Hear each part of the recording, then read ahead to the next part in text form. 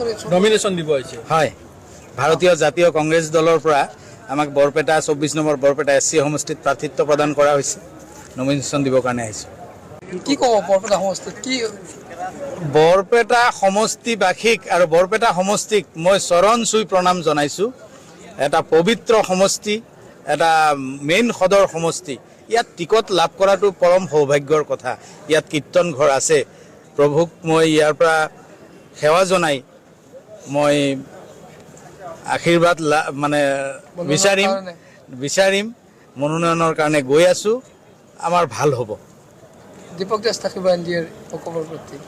থাকিব ইয়াত আৰু কোনোবা থাকিলেও থাকিল হয় সবকে মই শুভেচ্ছা জনালোঁ ইয়াৰ ফালৰ পৰা এজিপি বিজেপি নিৰ্দলীয় যি আছে বিজেপিটো নাই সবকে শুভেচ্ছা জনালোঁ বাকী ৰিজাল্টত দেখা যাব কাৰ কি হয় নহয়